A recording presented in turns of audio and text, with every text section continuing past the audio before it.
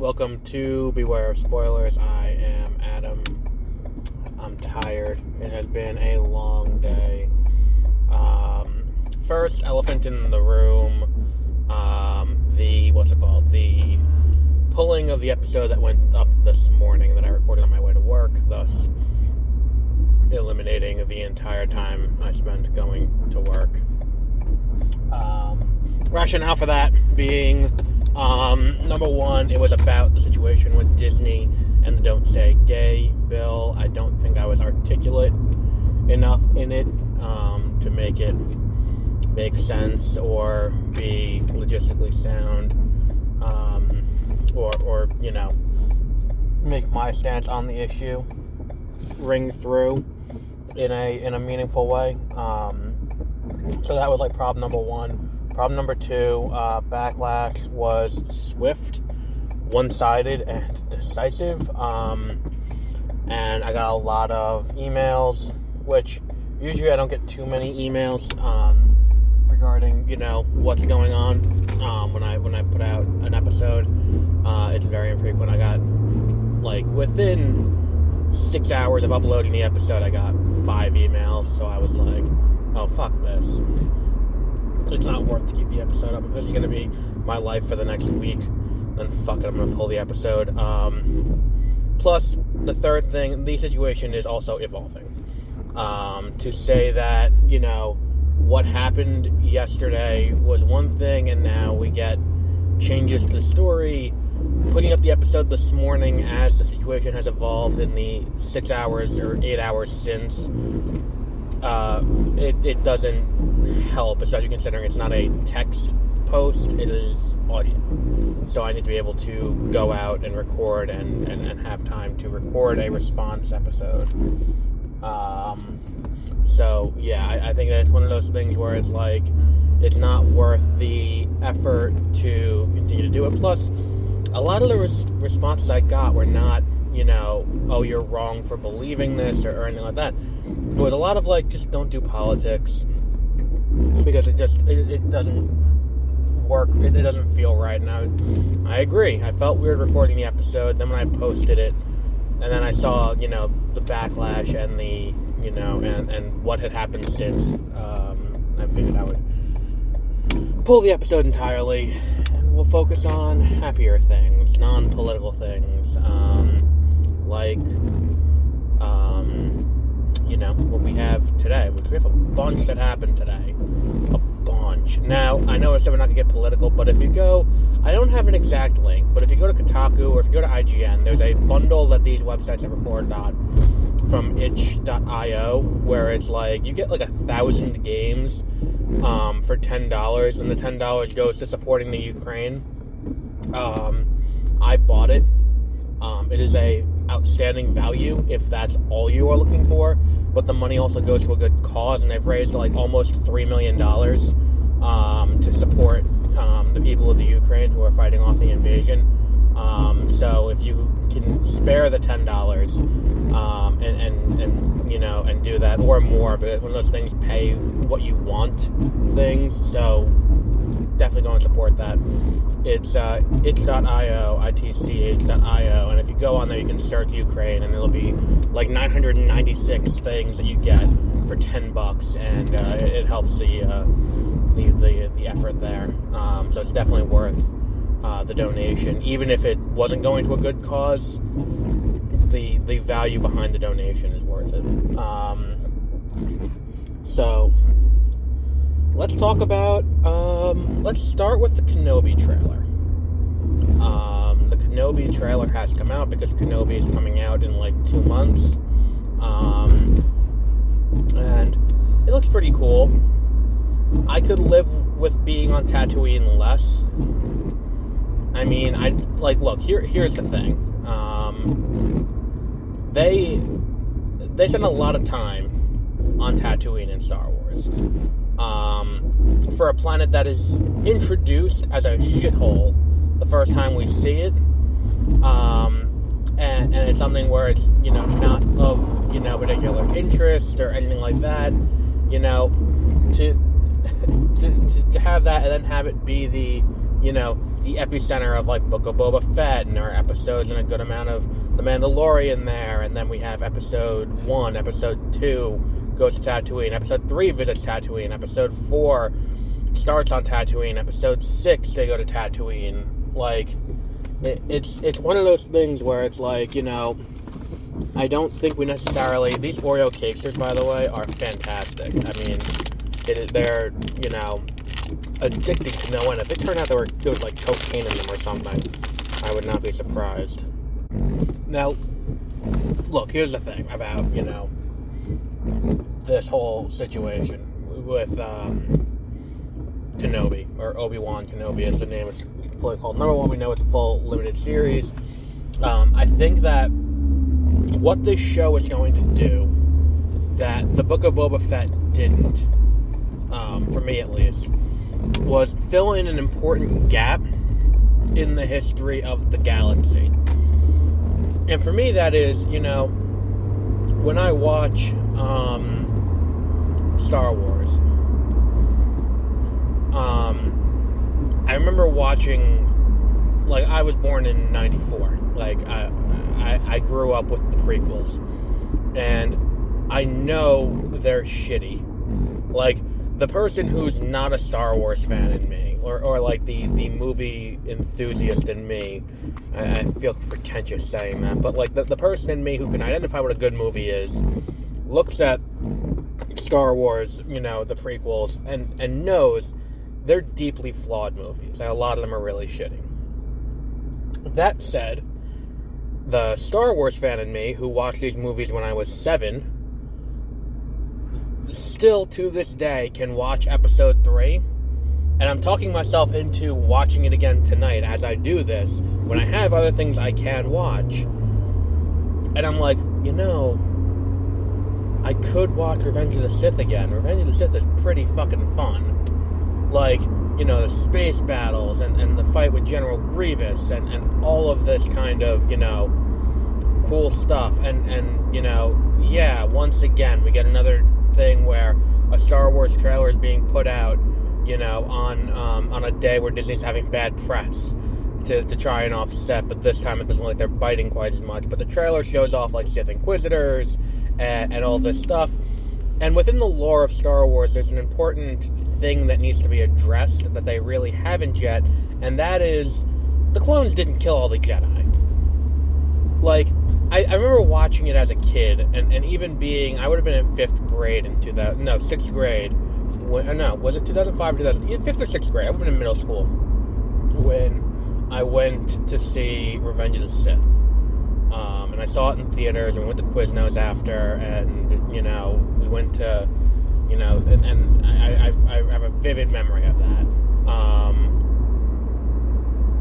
And then it's like, I remember even them being like, there's no way the Jedi all got wiped out by these fucking clones. Like, I remember even back then being like, this is stupid, and it's like, there's no way. And the idea, and then the thing is, too, it's like, well, what, people would just, willingly give up their power and, like, just be okay with living in an empire, and then, the last decade is happening, like, oh, well, I guess so, yeah. And it's like, I watched this, and I'm like, it's one of those things where it's like, how do I put this? The idea of propaganda and how the propaganda can be used to be weaponized against the Jedi is an interesting thing. It's also interesting that they don't show Vader in this trailer. I feel like had they shown Vader, that would have gotten a few more asses in seats. It would have been interesting to see how that plays. But yeah, I see this trailer, I watched it, and I was like, I was going to watch the show anyway, and it looks like they're not sticking strictly to Tatooine, which I'm fine with. I think we've spent more than enough time on Tatooine, if I'm being completely honest. If we never go back to Tatooine, we will have still spent too much time there. Book of Boba Fett just turned me off the entire planet, and then doing the next show after Book of Boba Fett, it's like, oh, don't worry, we're going to go and see some new vibrant... Oh, wait, no, it's Tatooine. And it's like, I feel like that's going to sour some people, because I know it's souring me, and I'm looking forward to this. Like, but I just feel like it was a weird decision. But I do want to see, how do they demonize the Jedi? Like, more specifically, what propaganda do they run? How do they track down the rest of the Jedi? I want to see the Sith Inquisitors actually track down and kill some motherfuckers. That's what I want to see happen in this show, and hopefully we get that here. So this comes out in December or end of May. December. Oh yeah, because the next thing is December. Now the other big story today is the big shakeup at DC. DC, we're referring to the movies in this case. And the big selling point for Black Adam has been the power structure of DC. The hierarchy of power in DC is about to get shaken up, and that's been the whole thing. It's like The Rock is going to come in as Black Adam, and he's going to be the new strongest person in the DC universe, and that's something that everyone's have to contend with. And he's going to be there, and he's going to have staying power. So this year we're going to get Black Adam in July, not anymore. So Black Adam has been delayed to October. And The Rock says, well, if that's going to be delayed until October, that's going to be you can be in theaters from Halloween to Thanksgiving to Christmas. Which, cool, fine with that. It's weird they made this decision before the came out, after the Batman came out, and after they ran the trailer before the movie. Like, when I saw the Batman, they showed that trailer where it's like all the DC movies coming out this year, and it's like, oh cool, so we're definitely getting these this year. That's going to be awesome. I can't wait. And now 2 of them have been delayed. So The Flash has been delayed to next July, which, if it's me doing analysis and looking at what's happening, I think reshoots are coming. I think we are getting substantial reshoots on the Batman, or on The Flash. And I think there's going to be more added in. I think if they can get another Batman into it somehow, they're going to figure that out. If they can get Henry Cavill in, they're going to figure it out. They're going to pull out all the stops to bring in as many people as they can into this Flash movie. And I think that's why The Flash has been delayed to July. Meanwhile, a little over a year from now, March 17th, will be the release of Aquaman and the Lost Kingdom, which is Aquaman 2. That's been delayed to March. Now, I know what you're thinking. What about Shazam? Because Shazam, Fury of the Gods, was slated for a July release date of next year. Well, that's been moved up to December 16th. So DC had a movie going up against Avatar 2. And last week, Fox executive came out and said, 20th Century's executive came out and said, we are committed to putting out Avatar 2 this year. We are 100% committed to that movie coming out this year in theaters. And that movie is coming out December 16th. DC had slated for December, and I think the thing is, too, they slated Aquaman for December 16th, saying, yeah, we've been hearing about Avatar 2 for about 10 years now. Where is it? It hasn't come out yet. Moving along. So we'll just put this here, and eventually, we'll see what happens. I don't believe it's going to happen. So moving Aquaman off of that slot is an interesting move, especially considering they moved Shazam onto that slot. Now, Shazam is rumored to have an appearance from Gal Gadot's Wonder Woman, but that could be incorrect. I haven't seen any corroboration on that. I saw one article about it months ago from comicbook.com, but I haven't seen a corroboration in any of the trades or anything like that. And it's interesting to see, too, how does this affect Batgirl? Is Batgirl also going to be delayed? Because Batgirl is dependent on The Flash. Because, spoiler alert, Batgirl is going to be using Batman in the movie, and it's going to be Michael Keaton. So it is dependent on Michael Keaton's, Batman being reintroduced into the DC universe. Is that movie going to be delayed now until next August?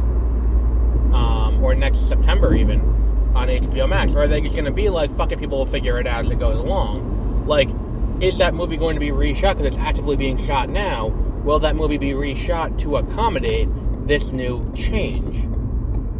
Because that's what they had to do for Spider-Man No Way Home, because No Way Home was supposed to come out after Multiverse of Madness. Because Multiverse of Madness, if you remember, was supposed to come out last March. And No Way Home was supposed to come out at the end of the year. So, yeah,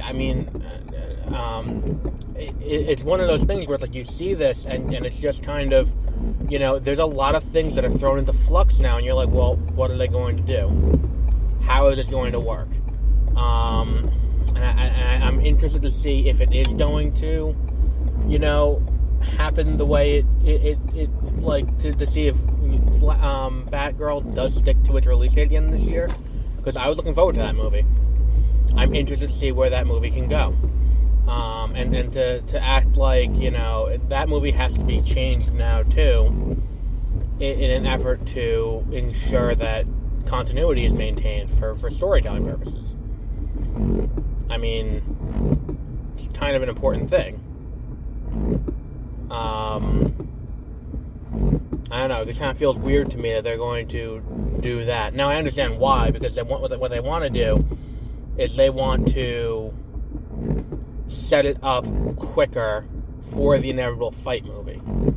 When they do Black Adam versus Shazam, or Shazam versus Black Adam. They want that set up and ready to go. So they need to have, they want Shazam 2 to kind of capitalize on. They're really expecting Black Adam to do very well for them.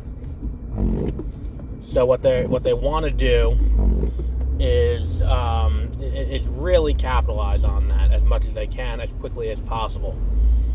It's understandable. I mean, and I'm also assuming, in all likelihood, Shazam! Fury of the Gods is a lot less effects heavy than Aquaman will be, or The Flash is going to be. And that's a big part of it, I think, is that these movies aren't, is that it's going to be easier to ensure that gets done by December, and they can make sure that's deliverable by December in a way that they can't necessarily for the others.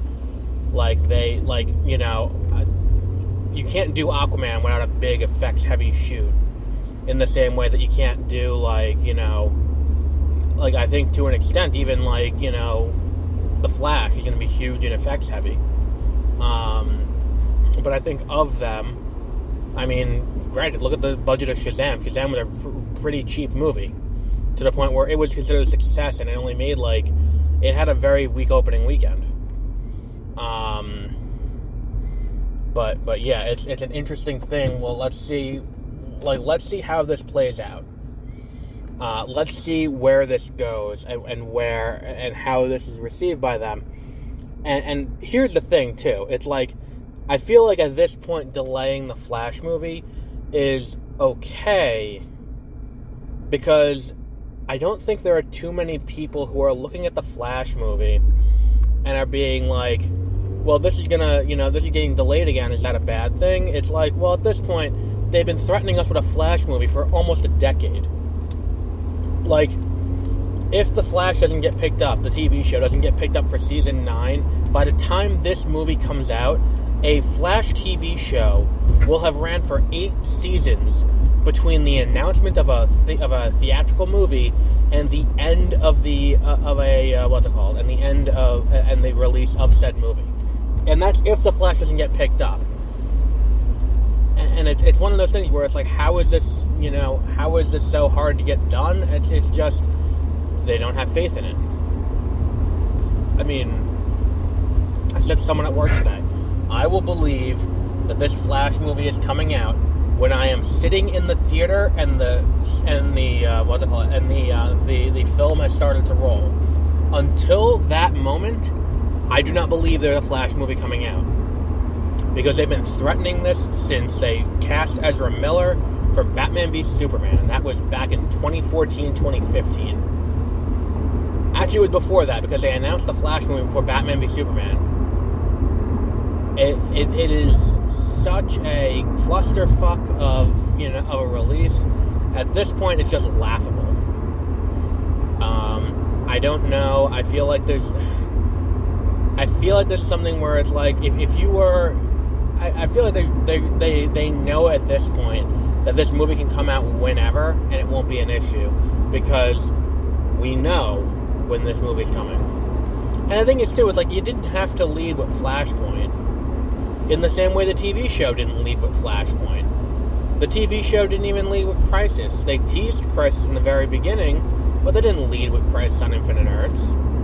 You could have done, had they done Crisis, this would have been a lot cooler. If they did a cinematic version of Crisis on Infinite Earths, I would have loved to see it. And you know what would be cool? It'd be cool if DC was just like, fuck it, we're going to do Elseworlds. You know how we do the animated things? We're going to do a full live-action, Elseworlds thing where we're just going to do random stories. And when we say Elseworlds of other stories, we're not just going to do, Batman and Bat-adjacent stories. We're going to do a bunch of other stuff, too. You want to see Red Sun? Here's Red Sun. We'll cast someone to play Superman. Even if it's not Henry Cavill, we'll cast someone else to play Superman. We'll do Red Sun. You want to see, Crisis on Infinite Earths? We will fill out the roles wherever we can. We will do a version of Crisis on Infinite Earths. There is a lot that can be done, and they're just opting not to. And it's one of those things where it's hopefully this pans out. I mean, I think the delay of Aquaman is indicative that the movie would have been done by December. But the delay of The Flash indicates that the movie is not done yet. And I think by the time The Flash comes out, there is no amount of money that can be spent on The Flash that would make that movie turn a profit. Well, that's my genuine belief. I think we are at a point where no matter how much money gets spent making The Flash, or no matter how much money is made at the box office making The Flash, if it pulls No Way Home money, hell, if it pulls Endgame money, it might turn a profit. But we're at a point now where it's how many directors have gone on to do this script? Lord and Miller were on it. Rick Famuyiwa was on it. Now it's Andy Muschietti who's on it. And it's each one of these people, casting, keeping these people under contract for 10 years. Just keep in mind, Kiersey Clemons was cast way back when Rick Famuyiwa was the director. He was the one who did the casting for her. Ezra Miller's been on contract since he was signed on to do Batman v Superman. He's been on contract to do this movie. And the amount of money that has gone into this particular production, over 10 years, is just unfathomable. And the fact that it's still ongoing and the movie's is getting pushed until 2023, it's ridiculous. And you know what? I wasn't even looking forward to this movie. I'm a Flash fan, and it's when they started being and here's Batman, and here's Batman, and here's, we're introducing Supergirl, and we're introducing this, and we're introducing this. It's cool, awesome that you're doing all that. Completely love that you're doing all that. Can you do it in a second movie, maybe? Or a third movie? Because, here's the thing. For me, I know the Flash's story. I read Flash comics. I've watched the TV show. I've watched the 90s TV show. I understand the Flash's story and everything like that. To act like the average movie-going audience will understand that is dumb. And it's is it, are they calling it Flashpoint and it's not really Flashpoint, which is what it could very well be. That it's this is Flashpoint, but really it's not. It's, it's something else, and then they'll do a true Flashpoint later. It's because it's just so silly to me. It's kind of they introduce, I kind of want to go back and be who started this multiverse, who was first? Did they announce? I think they definitely announced The Flash first, and they announced that Michael Keaton was returning for The Flash before Multiverse of Madness was announced. And yet again, we have an example of Marvel directly responding to something DC does, and then doing it better. And it's one of those things where it's like, you can't just get this together. Like, you had a lead on it. Like, this happened in 2016 or in 2014 when they started announcing it. They announced Batman v Superman in 2014 or 2013. Marvel announced Captain America 3 was going to be Civil War. Well after that. And then Civil War comes out and just demolishes it at the box office with critical and audience reception.